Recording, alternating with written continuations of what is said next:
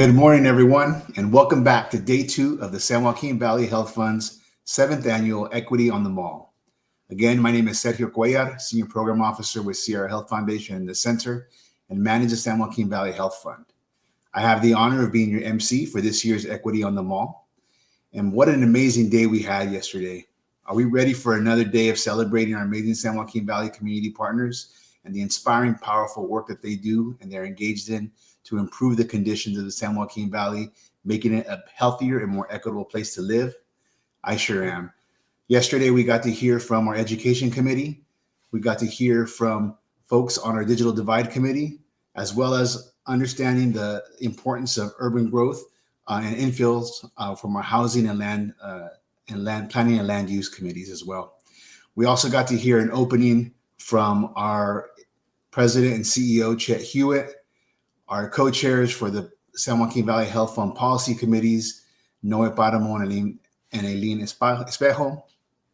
And we also got to hear a beautiful poetry reading from Dr. Maider Vang, Pulitzer Prize finalist. And we are thankful for their presence and for their opportunity to share with us their talents.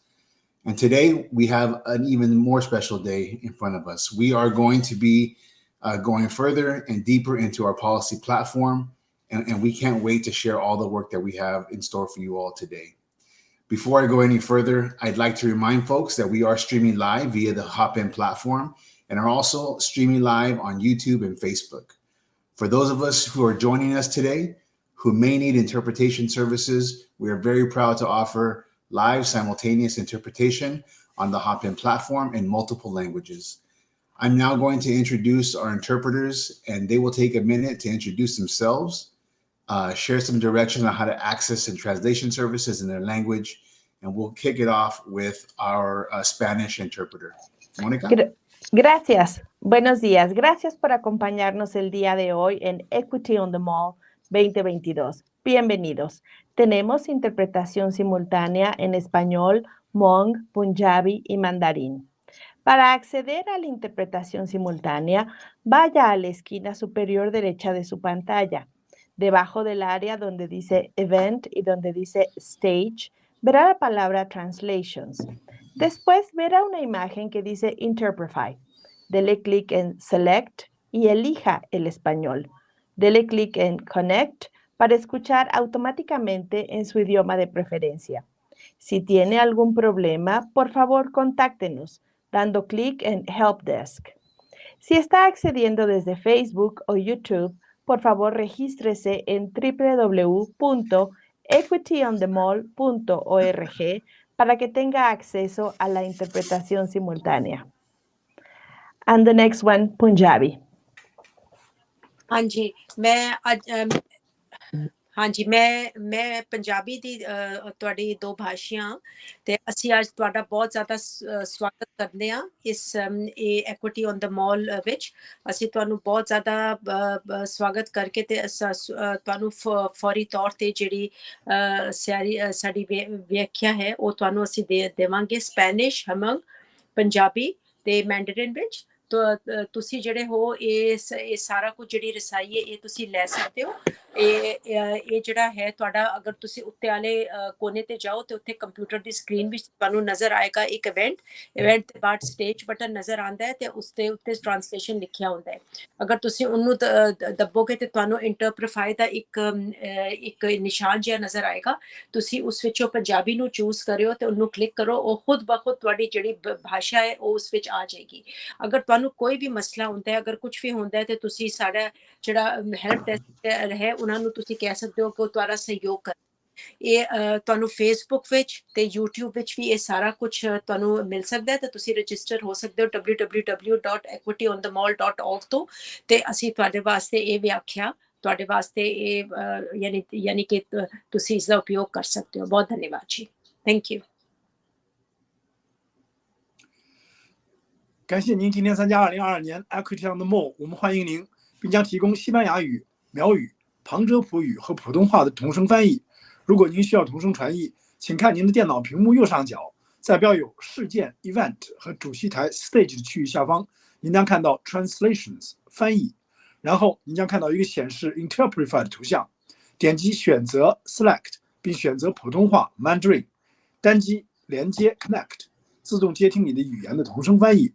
如果您有任何问题，请单击帮助台 Help Desk， 让我们知道。如果您是从脸书、Facebook 或油管 YouTube 上收看，请您在 www.equityonthemall.org 注册，以便您可以接听同声翻译服务。Back to you, Sergio. Thank you.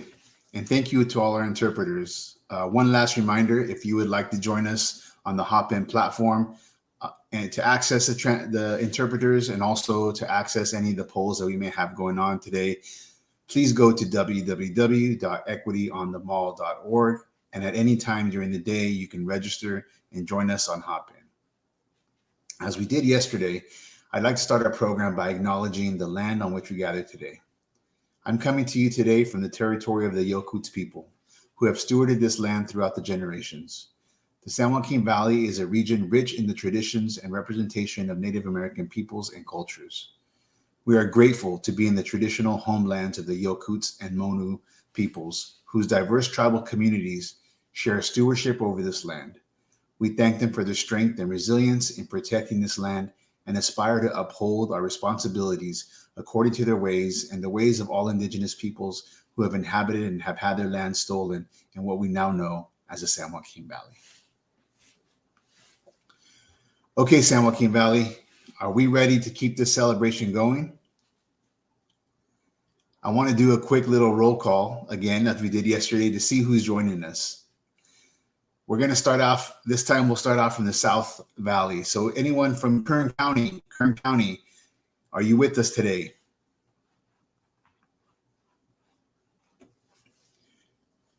Great. Anybody from Kings County, Tulare County, any Kings or Tulare counties joining us today?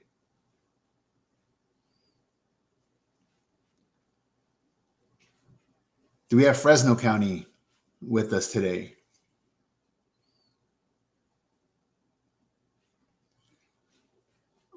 Awesome. Do we have Madera County? Moving up to Madera County.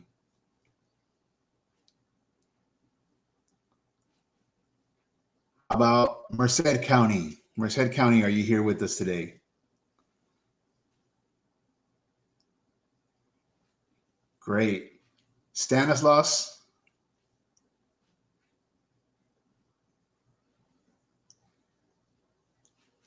San Joaquin County, are you with us today?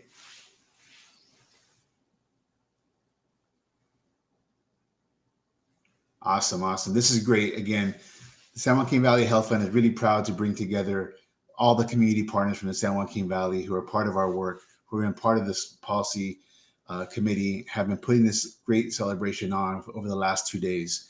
And now we are really, really ready to get started by showing a video that's going to uplift the California's public health systems and community partners that helped California lead the way in navigating through the global COVID-19 pandemic. Again, we are leading the nation in not only in vaccination rates, but also have been leading the way in showing folks how to build community and build a communication system that really saved lives during the COVID-19 pandemic. Can we go to the video now?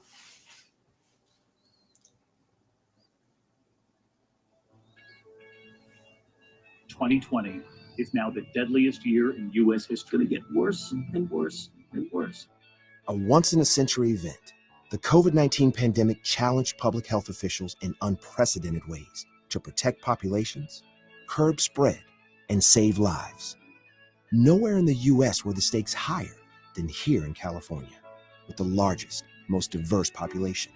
California needed a public education campaign on a scale never attempted before, one that was nuanced to equitably reach our state's geographically, culturally, and economically diverse population. CDPH rose to the challenge by building and implementing a unified, layered, and integrated approach based on data and prioritizing disproportionately impacted audiences. Our work has created a steady cadence of life-saving information that has reached our priority audiences with messages from many angles. As the COVID climate continuously changed, we pivoted to optimize outcomes. Our actions are truly saving lives. Today, California has delivered more vaccinations than any other state. Thank you for your continued efforts. But we're not done yet. Together, we will continue our efforts to keep Californians healthy by getting vaccinated and boosted, working to ensure parents feel good about vaccinating their children, and continuing to recommend harm reduction efforts like masking and testing.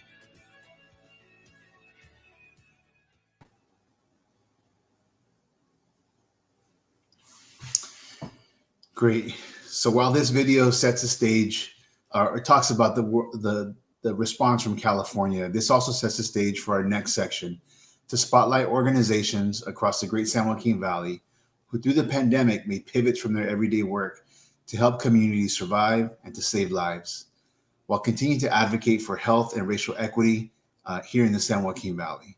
So this is a very special segment where we'd like to put a spotlight on all of our community partners who have made that pivot and really share some light on a couple that have done some tremendous work. So first, I have the great pleasure of spotlighting Cultural Brokers. With us today is Margaret Jackson, who is the Executive Director of Cultural Brokers, who has a mission of supporting the power of families to strengthen communities. To date, Cultural Brokers has successfully delivered family advocacy and liaison services to 3,337 unduplicated families for a total of 10,327 individuals from diverse ethnic backgrounds. Their leadership during COVID-19 has been a lifesaver for community members throughout the San Joaquin Valley. It's my pleasure to introduce to you Margaret Jackson. Welcome, Margaret. Good morning. Thank you. Pivot. Pivot is the word. That's what we recognized early on. When the pandemic hit, I knew from my work in child welfare and the work that we've been doing around the disproportionality and disparities that were experienced there for our African-American community and other communities, as well as our work in infant mortality. And anything that you can think of that can go wrong, that is not good, we're always highest in those numbers. So I knew early on there was going to be an issue, reached out to our community, reached out to Shante Davies Balch and others, Pastor Lewis and others in our community, and said, what are we going to do? This is not going to be good. We don't want to wait 2 or 3 years in to hear the data say what we already knew was going to happen, that we would be disproportionately impacted. So we pivoted immediately and got on board in terms of, okay, what's the first thing that we can do? Educate, mask up, and so we began our campaign. We quickly realized as information came out about what can you do to mitigate, what can you do for prevention, the biggest thing we needed to do was combat all of the misinformation. Doesn't impact African Americans. That's not in our community. What are you all talking? So getting correct information. So we realized early on information was key. We set up a vaccine and COVID-19 warm line. We started first with a warm line just to get information out, masking up correct information. Where do you go? What are the resources? For folks that are being impacted, pulling all of that information together. And because we were vocal about knowing this was going to impact our community, Fresno recognized that. And as a result of our vocalizing our concerns about what's going to happen, our COVID-19 Equity Project was formed. The African American Coalition was formed. And we began to set up warm lines and then information lines, and just were able to take calls, put together 6 case managers who just had to become instant experts, health experts, just pivot, turn. First, it was just mitigation, past information, correct information, masking up. And then we pivoted to talk about testing. That was our first big effort, getting out and holding testing events and things like that, and encouraging folks to getting to our churches, getting to our community. We've done more than 8,585 calls on our information support line, our vaccine information support line, and our warm line, just to get correct, accurate information out there, answer questions, help people think through, make it, and just what? I'm scared, I'm concerned, I don't know, talking through all of that. And so our ability to just pivot as it went from masking up, protection, to shifting to when tests became finally available, getting them out there, and then to vaccines. So we learned we had to become instant learners, stay current, and keep our community informed, and be able, ready, and available to answer questions, to figure out if you're impacted, where do you get the resources? Where do you go? People were early on, when we shut down, all the impact of all of that, we just had to make adjustments. We had to pivot. And that was our commitment, to stay up on the latest information, to make sure that we got it out there, to make sure that we are available with, at a touch of a phone.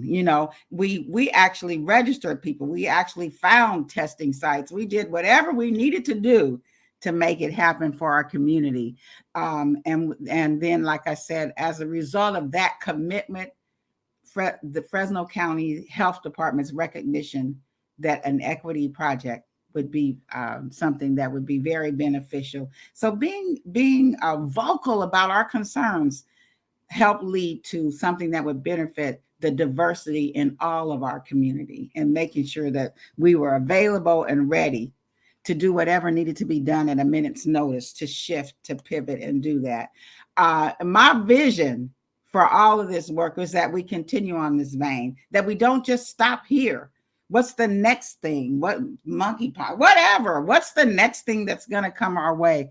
What we've shown is, as a community, our ability to mobilize, to pivot, to shift, and meet the needs of our community immediately at a minute's notice, to be able to organize. And it's efforts such as this, that the San Joaquin Valley, this equity, our ability to mobilize as nonprofits. What I've seen is something unprecedented. Nonprofits coming together, non-competitive, whatever, just committed to all of our communities, supporting each other's efforts to promote good health and safety and all of those wonderful things that we need to do when a pandemic hits. And that, that was our commitment, being able to give accurate information at a minute's notice, and to stay on top of whatever the trend might be, and shift and move and do whatever we needed to do when it needed to be done, and unapologetically unafraid, going out there when we didn't even have adequate things initially, just to do the work, but knowing that it had to be done, and placing ourselves at risk because we know our communities were at risk. And that's what I so appreciate about this whole effort, how we all mobilized together, how we all leaned in to lift up our commitment. And as a result, today, we now have that African American Coalition Clinic that continues to serve, and that's available to shift to whatever the needs might be. We thank all of our partners, Fresno Metro Black Chamber of Commerce, St. Rest African American Clergy, Take a Stand, Rest Fresno Family Resource Center, and EOC, which was our fiscal vendor, to make it possible for all of us to pull together and do what we needed to do, so that our community would not just be a statistic. Because I already knew what it was going to say. I didn't have to wait for 10 years of research or whatever. I know what it's going to be. Anything that can go wrong or that have a negative impact on our community, I knew it was going to be bad for us. And so our ability to just shift, pivot, move, and stay on top of the latest information, that's what we ventured to do. And I hope that in some way we made a difference. I know for sure when we started our work, our vaccination rates were only 0.3%. And now we're at about 44% in our African American community. It's still not where we want it to be, but it's considerably better. And we won't stop until we get it to continue to get that number to increase. But we are committed. We're going to stay current and relevant, and be prepared for the next pivot, whatever that might be. Any questions that anybody might have? So we'll see if there's anything in the comments. And we just have a lot of praise for the work that you all have done, Margaret. And again, we all know that your work saved lives, as it says there. And thank you for sharing that work. And again, I think you're correct, right? Communities of color and marginalized communities for a long time, we are, unfortunately, when we talk about all these issues, the most disproportionately impacted in these spaces. So as you said, when the pandemic hit, I know conversations within our organization and other organizations, it was immediately like, what are we going to do now to make sure that we don't wait for the results of what we know is already going to happen, right? And how do we start developing plans? And again, I think, that type of thinking is what's needed in this type of work from our community leaders. And unfortunately, we didn't see it through all of, in all of our leadership, right? But again, thank you for your leadership in guiding that way and thinking that way. And we know that it saved lives, and we appreciate all your work for doing that. So, Margaret, we're going to bring you back towards the end of this segment to ask some more questions of you all and with all our presenters. So thank you for sharing your work. And now it's my pleasure to move on to our next spotlight. We'll be spotlighting the Central California LGBTQIA and Two-Spirit Collaborative. With us today is Executive Director John Aguirre, who will share the work of the collaborative, which is dedicated to education, advocacy, and training for inclusion of all in the community at large during the COVID-19 pandemic.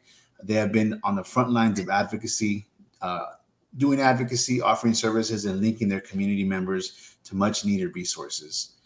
John, welcome. Thank you. Good morning, everyone. I'd like to start out first with giving a picture of what it was like when the pandemic started for our community. We as LGBT persons are we're stated that we were more vulnerable to COVID-19 because we have increased use of tobacco use, HIV and cancer rates. We have higher HIV and cancer rates, and we have the historical barriers to healthcare. The other issues we also had were the things like historical distrust of government, of public institutions, because if you recall, we were, to be LGBT, to be homosexual back in the 70s, just into the 1970s, we were considered mentally ill. A lot of us lost our jobs, lost positions in the military, lost family. So you're going through, you have all this going on, and then you have a pandemic on top of it. So that's the environment we came into. We came into this environment when the pandemic started, which was interesting because we were not reached out to by any government entity, any group. We had to reach out to them and say, hey, don't forget us again. Because even though we were showing there were higher rates of COVID-19 in our community, we were being impacted more economically because a lot of our folks work in the service industry and retail, restaurant work, especially in the Valley. That's their main source of income for most of our LGBT folks. And they were losing their jobs because everything was being shut down. We were still not included at the table until we spoke up and said, we need to be part of this because our folks are being affected, just more than others. And also because we intersect with every population, be you Asian, be you Black, be you Latino. We're part of every population. And so we had to to maneuver our message or massage our messaging to include those populations also. So not only we're LGBTQ, but we're also part of other populations that are underserved. So knowing that, we had to develop some strategies on how to address our population that's distrustful member of government agencies and in a climate of where they're usually not spoken of or not taken care of. So what we did was we thought, well, let's see, who is our trusted messengers in our community? Our primary, at this point, we know that we have a cultural phenomenon called drag queens, within our community, which started within our community. And so we decided that locally we have drag queens that have a large following of folks from the LGBT community who look at them, they're local celebrities. So we thought, well, let's see if we can approach them to get that messaging out, and that's what we did. We started working with drag queens, and this was before everything was shut down. We actually had drag shows where the message was, go get vaccinated, go get tested. Before vaccination, go get tested, wear a mask, do the safety protocols. We actually had Facebook Live seminars from drag queens on how to do that properly, how to wear your mask properly, because when people were wearing like this or down here, so we were trying to teach them how to wear the proper way, things like that. We also did one of the things unfortunately our community suffers from also is a lot of mental health issues because of historic being the stigma and discrimination of being LGBT, a sexual minority. And so we started really working. We had a lot of folks that became, especially our senior population, that became shut-ins, even more so because they were the most vulnerable population, being LGBT and seniors.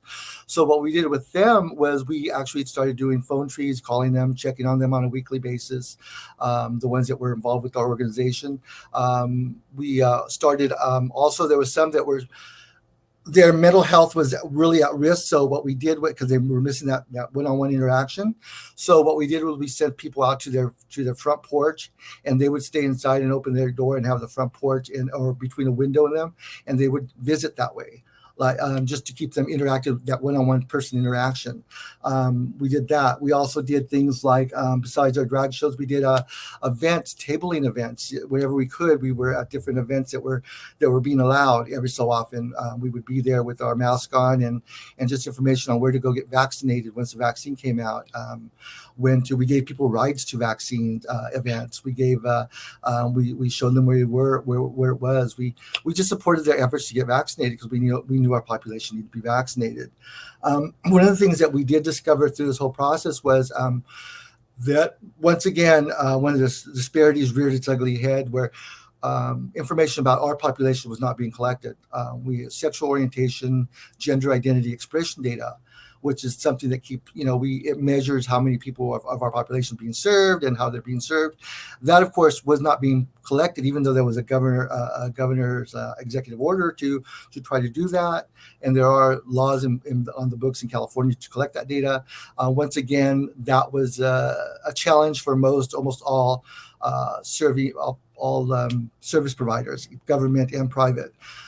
So we kept on emphasizing that throughout the pandemic. We were the voice of advocacy for that, but unfortunately it still fell to the wayside because there was so much other things going on than collecting data about us. Let's see what else. We also did different events. We approached it with our community. There's a large population that really is involved with our traditional community centers were bars, gay bars, LGBT bars. So we decided to also focus on those areas when they were open, when they were allowed to be open and all. We did not only events there, but we also did things like a shot for a shot. If you came in and you could prove that you had received your first vaccine, we would buy you a shot. I know that's not traditional for most healthcare providers or what have you, but we were being very flexible with our community because that is where a lot of them go, and we wanted to make sure that they were the ones that they were getting vaccinated also. We did a thing during Juneteenth of last year at our booth where we did a dab for a dab. If we are a cannabis-friendly organization and state, and so what we did was we had someone donate a bunch of joints, and we gave them if they show proof of vaccination, they would get a joint. Those type of things. So we had to be flexible and the key word is pivot based on our needs of our community and where we could reach them. We also had to do some outreach at unfortunately, a lot of our homeless population does not partake in shelter services because of, once again, historical distrust, and they haven't been treated best at shelters because they're misgendered, maybe they're transgender, or they're non-binary, and the staff will misgender them or put them in the wrong side of the shelter. If they identify as male, they'll put them in the female side because they present as female, even though they identify as male, and vice versa. So a lot of our folks are decide not to partake in shelter services. So we had to reach out to them in the streets and go out there and give them goodie bags of incentives and say, come on in and come to the vaccination clinic, or here's a mask, here's some safety protocols. You can still keep safe out in the streets, those type of things. So it was a interesting time the last year and a half, couple of years, trying to reach our population in their unusual places where they are, but we did reach a lot of them. And one of the things that came out of this also was we became more of a we were always a center where people would come and ask questions, but we started to see an uptick in phone calls and emails and Facebook posts, instant messages where people were asking us about the information about the vaccine, about mask wearing, about different mandates that came out. And so we started really posting information on Facebook and Instagram on the different mandates that came out, when to wear a mask, when you don't have to wear a mask, what vaccines are up, what's available, where to go to get a vaccine. We did a lot of that and reached a lot of our population that way, because they use a lot of social media via Instagram and Facebook. We also had a large email list that we would provide to our providers, service providers and individuals about different graphics and all that would promote usage of vaccines and safety protocols in the LGBT community. Remember, we also did this in Tuolumne County, in Merced County, and in Stanislaus County. We covered 3 counties. So we were pretty spread out because initially when the pandemic started, we were a volunteer-driven organization. We had myself, which had been a volunteer here for 5 years running the organization, and we had like around 10 or 12 core volunteers.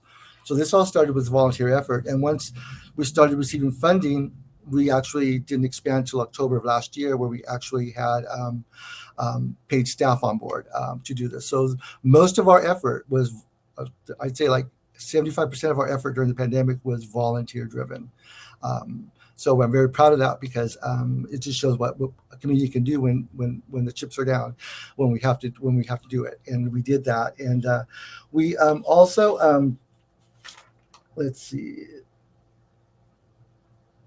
We also, some of our other strategies we did. Let's see, we talked about, I know what it was. LGBT support resources. We made a resource list of local COVID-19 friendly, not COVID-19 friendly, LGBT friendly services that provide COVID-19 services, and agencies that do that also.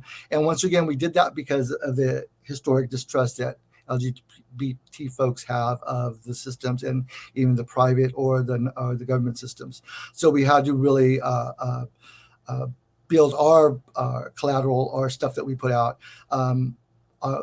We had to inform them who to trust, who we trusted, so they could trust them also, since we were the trusted messenger.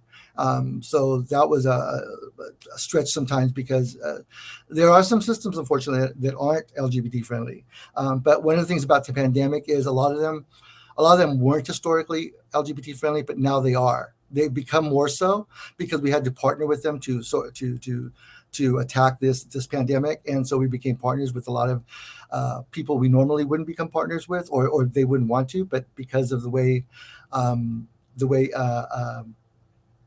the pandemic was playing out, and we intersect with every population, they joined up with us, and so we've expanded our partnerships, and they're still going strong even now, and for other projects we're working on. But I do want to point out that one of our main partners for Stanislaus County was public health. They were one of our primary partners. They were very receptive to what we needed most of the time, and they included us at the table. They allowed us to. They listened to our voice when we were at the table. And there were some bumps along the way, but that happens in new partnerships. But we've overcome those, and I just want to say that it was a pleasure working with them, and we're still working with them, Stanislaus Public Health.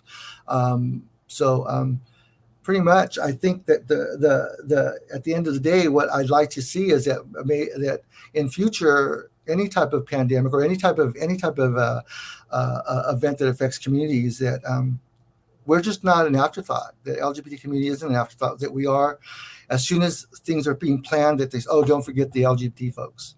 make sure they're here. Make sure, be it myself or other groups, whoever is working in that population, to make sure that they're included at the table. That we don't have to come asking for a place. That we're automatically there, and that would make it so much easier when it comes to doing outreach, prevention, engagement, that type of thing, and getting the message out. It would just make it so much easier and probably save lives in our population. I don't know if that's 10 minutes, but I think we're close, right? That's good. That's good, John. I really, really appreciate it. A couple of things I wanted to uplift in your work. One, the power of community and understanding your community. You all know your constituents, right? You know the folks that you're serving, and what messages get to them the most, and also where the distrust lies. So really appreciate that knowledge of it. The piece around credible messengers is so critical, right? And it's not just in the LGBT community, but across multiple issues. If we're not sending the right people to send the right messages to our community members, then we know the messages won't get there as effectively as they can. And so I appreciate that piece, and I really, really appreciate the notion of meeting folks of where they are. Right, you all were out at different festivals, at bars, sending the messages in non-traditional ways that really, really impacted your community and got folks to understand and get educated and learn more about this pandemic. So really, really appreciate those three pillars that you all spoke about today. And again, we'll probably bring you back a little bit later on in the segment to ask some questions of you. So hang on. Thanks. So thank you again, John, and the LGBTQIA Two-Spirit Collaborative for your tremendous work. I have the pleasure now for our next spotlight to spotlight the Community Alliance with Family Farmers. With us today is Rashid Hislop, who will share with us the magnificent work of the African American Farmers of California, Fresno Freedom School, and California Farmer Justice Collaborative as they build sustainable food and farming systems through policy and advocacy in the San Joaquin Valley. Welcome, Rashid. Good to see you again. Thank you so much, Sergio. It's great to be here. Just wonderful to hear all the wonderful work that everybody is doing. It takes a village. It takes an army of us to do the work and to get us through this pandemic. And I'm fortunate to work, as you said, with Community Alliance with Family Farmers, which is a statewide organization that's been around for about 40 years, founded by small family farmers all across the state to support farmers that aren't corporate farmers. First thing I wanted to do is acknowledge the land that I'm on. So I'm on Yokut's land in Madera, just north of Fresno, which is also unceded Yokut lands. I work very closely, as Sergio mentioned, with the African American Farmers of California, which is a wonderful organization that's been fighting, since long before the pandemic for Black farmers throughout, in Fresno, but also throughout the state, to be able to have access, to have the same access that every farmer has, to be able to run a sustainable business. And the pandemic definitely has hit BIPOC farmers disproportionately, as with across all of our communities. Not only in terms of just the direct health risks, but also just threats to their business. Many of them rely or have relied on small, farmers markets in order to make ends meet and to sell their products. Many of those shut down or were very, very impacted in terms of their visitorship by the pandemic. And so there's been a big pivot. I think that word has been used quite a bit this morning. A big pivot to be able to allow these farms to sustain during this time. I think it's very important to also recognize in terms of historical racism and historical traumas that farmers have experienced here in California. BIPOC farmers in particular, many may or may not be aware, but what amounted to concentration camps of the Japanese the internment camps during World War II resulted in land loss for many Japanese farmers. how many of the African American farmers that are here today came over to California initially was through contract migrant labor contracts, specifically in the cotton industry. When California was shifting its production from wheat to cotton back in the late 1800s, which was essentially an extension of slavery through those migrant labor contracts and eventually sharecropping. So those are two examples of some of the discrimination that's happened and some of the challenges that Black farmers have faced historically that unfortunately continue today in terms of access to resources, access to land, access to capital, just an ability to run a sustainable farm business. The super majority of Californians farm 180 acres or less and gross less $100,000 annually. And more than 1 in 5 of farmers in the state identify as farmers of color. And despite all of that, many of the programs that are offered federally, state level, all across are still way disproportionately supporting not supporting BIPOC farmers. And so that's a problem that we've been trying to address through many of the programs that we run.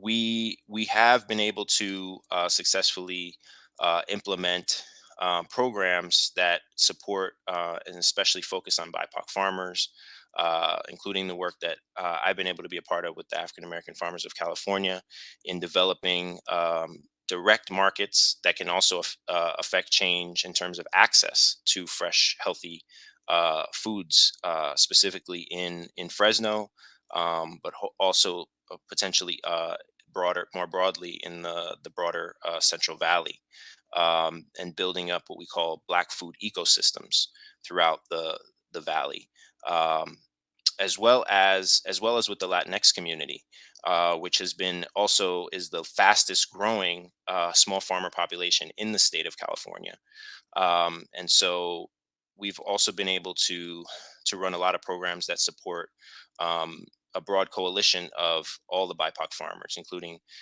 in particular, Southeast Asian farmers, Latinx farmers, and Black farmers, as well as many other groups not captured within that language. There's a myriad of programs that often, unfortunately, don't reach our folks, ranging from SNAP, different family food box programs.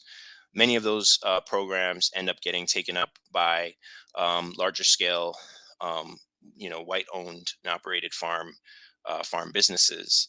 In some cases, because of the pre-existing relationships, in other cases, because of a lot of the administrative burdens and challenges that farmers face in terms of being able to reach those opportunities. And so that's something that we help out with. Some of the other problems, in addition to access to markets that we work on, are in the in terms of the COVID-19 pandemic, has also been the disproportionate impact that has happened, in particular with emergency food systems. A lot of those programs have not hit our farmers, and then also in terms of the drought. The drought is ongoing. The drought was going on before the pandemic, and it still continues through it. And that's just a compounding impact.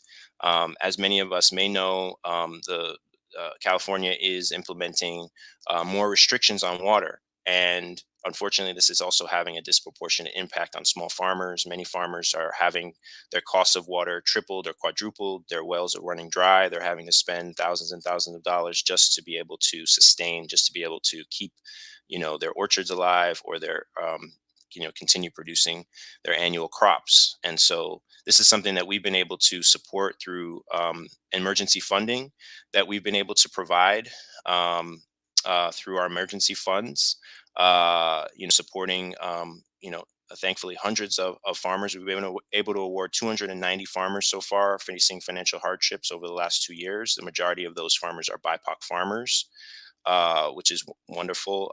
We've awarded over $1 million ranging from $2,500 to $5,000 each to farmers. This is critical funding, and of course it's not enough. It's just to get them through. But it's critical in terms of just being able to sustain and to continue.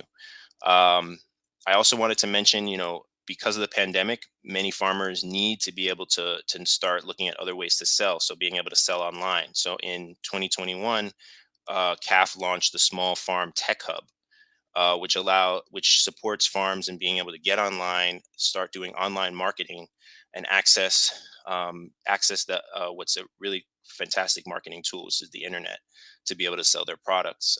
So we've been able to do that, and that work continues and continues to grow. And I'm happy to say that the African American Farmers of California, Fresno Freedom School, have been able to take advantage of that, as the Fresno Farm Box program, which was started last year, will now be going online this year.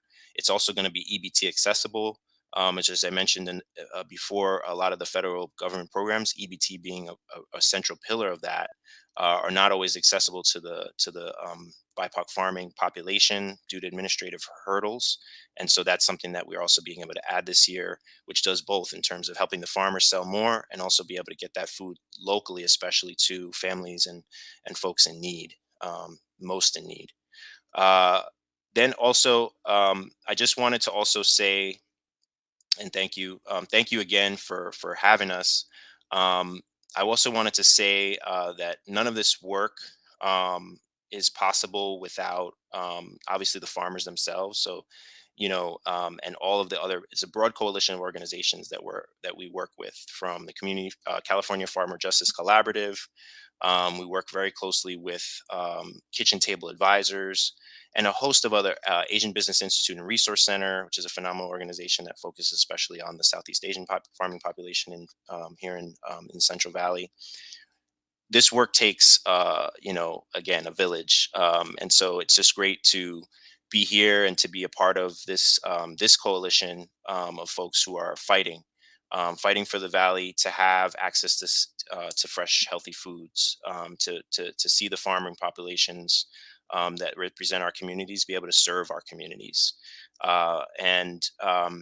Just in wrapping up, I wanted to make sure we acknowledge, what many people might have a question, how can I do something? What could I do to support my local farmers? So one simple thing that people can do during this webinar, or even right after this, is to take action. It would be to contact your local legislators to support drought support and relief for farmers, because state leaders are potentially getting ready to finalize a budget package in the next 2 weeks, and that could also be of very help for all of our local farmers. So thank you. Great. Thank you, Rashid. And thank you for shedding light on the tremendous work you all are doing to bring equity to the farming industry, or, farming for small family farmers, as you all are doing, especially BIPOC family farms. So really appreciate your work. And again, hang on. We may have some time at the end for some question and answers in this segment. So just stick around in the green room for a little bit. Thank you again, Rashid, for the great presentation. Now our final spotlight for this segment is shining light on empowering marginalized Asian communities, EMAC. With us today is co-director Donald Donaire. They will share with us the work of EMAC as they serve and support marginalized Southeast Asian empowering communities through advocacy and healing from our past and present disparities to build an equitable and robust future. Donald, thank you for being here with us today, and I'll turn it over to you. Good morning, everyone. Hello, my name is Donald Donaire. I use they, them pronouns. I am the co-director for Empowering Marginalized Asian Communities. I'm calling from the ancestral homelands of the Delta Yokuts and Plains Miwok tribes, better known as Stockton, California. I want to thank Sierra Health Foundation and the San Joaquin Valley Health Fund for inviting me to speak today. I'm going to be talking about my organization, Empowering Marginalized Asian Communities, also known as EMAC. So EMAC's mission is to serve and support marginalized Southeast Asians by empowering our communities through advocacy and healing from our present and past disparities to build an equitable equitable, and robust future. So we started in late 2017 in the wake of white supremacist policies, such as the Muslim travel ban, the ordering for the construction of a US-Mexico border wall, alongside increasing militarization of ICE and Border Patrol agents. And most relevant to us here in Stockton and San Joaquin County at the time is the deportation raids on our immigrant and refugee communities, namely our Cambodian, Vietnamese, and Hmong family members. Like many organizations and individuals in the nation, it was especially this whiplash of policies that inspired my friends and colleagues to create an organization that would openly and directly protest the white supremacist ideologies running rampant. We refused the notion that immigrants and refugees do not belong here. We refuse the notion that we cannot find sanctuary here. We know this place to be our home too. EMAC focuses on 3 approaches for resisting this white supremacy, which we should keep acknowledging as nothing new, but still manifesting in ways that harm our communities to this day. So those 3 approaches that EMAC focuses on is local civic engagement, youth empowerment, and policy advocacy. So I'm just gonna list some of the projects and campaigns that we've been a part of.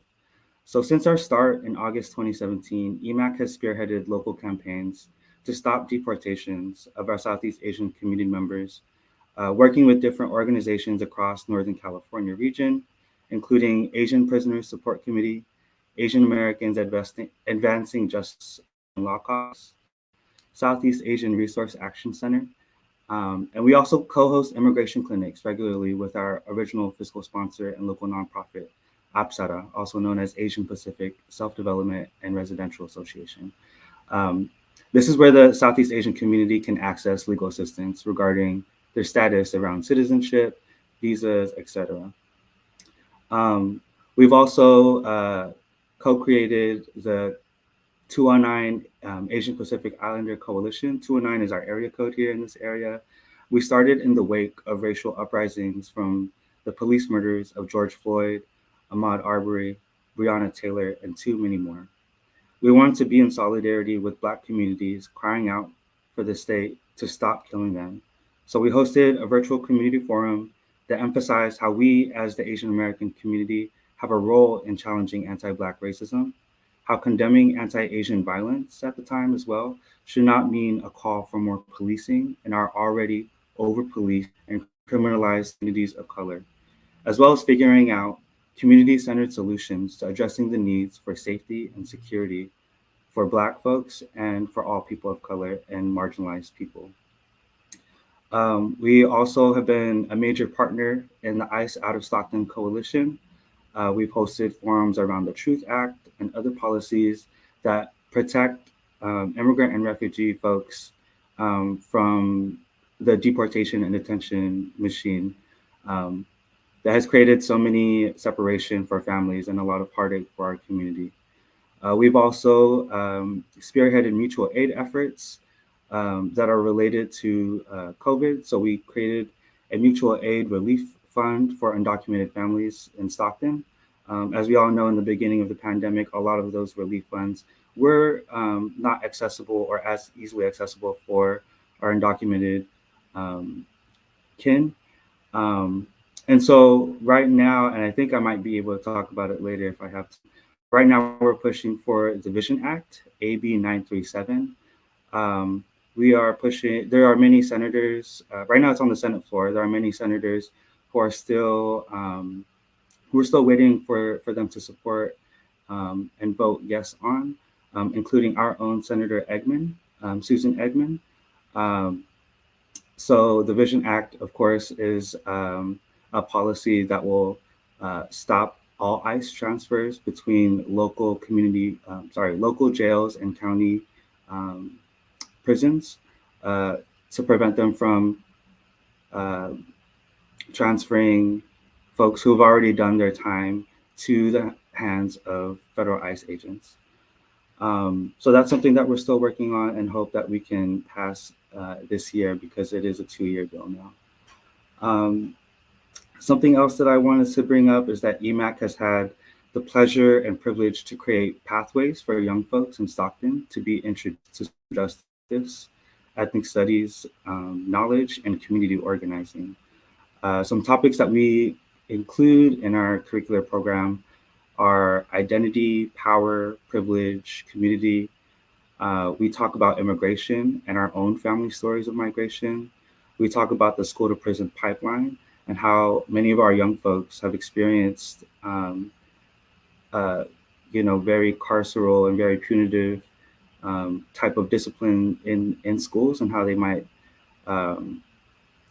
might resemble prisons. I'm wearing my School's Not Prison shirt right now from Sierra Health. Shout out. We've also talked about deportation and detention. We talk about community violence versus community safety, and how policing and prisons are not the institutions that will keep us safe. And I always refer back to the hashtag "We Keep Us Safe" for many reasons, so that we can keep centering community and how we create the solutions for our own safety and security. In February 2019, EMAC, so yes, we've been doing these youth programs since February 2019. We usually hire, or we recruit, about 10 youth, and we pay them as well, so that we can, this work is really hard for not just community members, but also young folks. So we want to make sure that they're properly compensated. We want to build a pathway for our young folks, kind of like a social justice pipeline for them to get involved.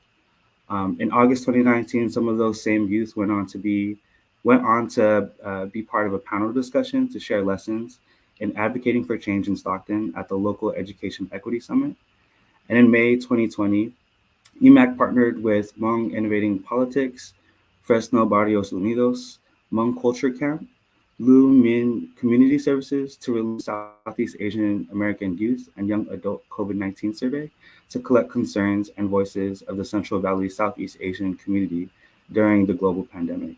And we all know, especially for the Asian American community, that data disaggregation is a major campaign that we're pushing for in the way that we collect data and provide resources for those communities who have been marginalized within the API, the Asian Pacific Islander category.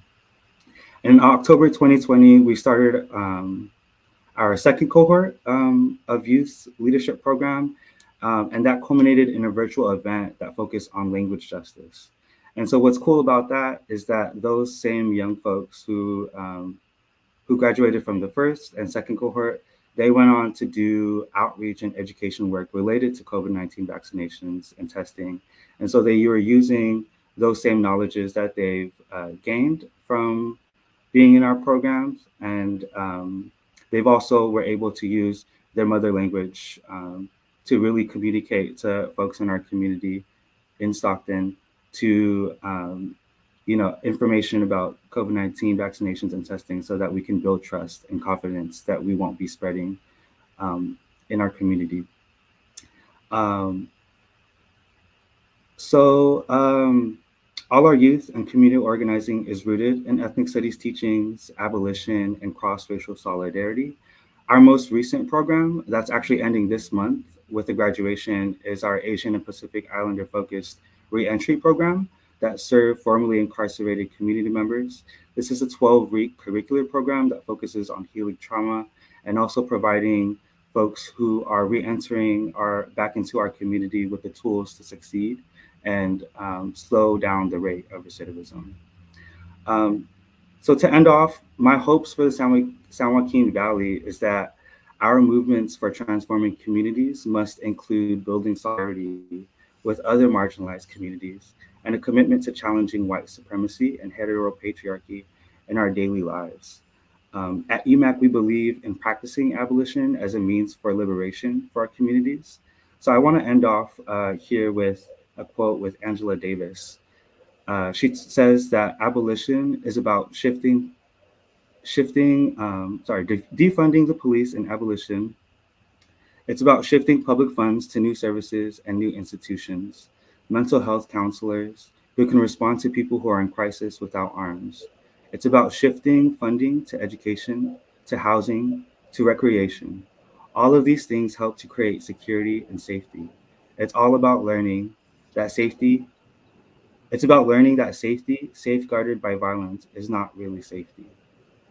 And I would say, and she continues, I would say that abolition is not primarily a negative strategy. It's not primarily about dismantling, getting rid of, but it's about re-envisioning. It's about building anew. As someone who's grown up here and chooses to stay because I love this place here in the Central Valley, when will we consider defunding the police and abolition to address violence here? So many people fall through the cracks in our carceral systems that have historically harmed our communities here, particularly criminalizing refugees, immigrants, poor and houseless people, survivors of sexual and gender violence. Can we expand our networks of community care and reimagine what public safety structures look like?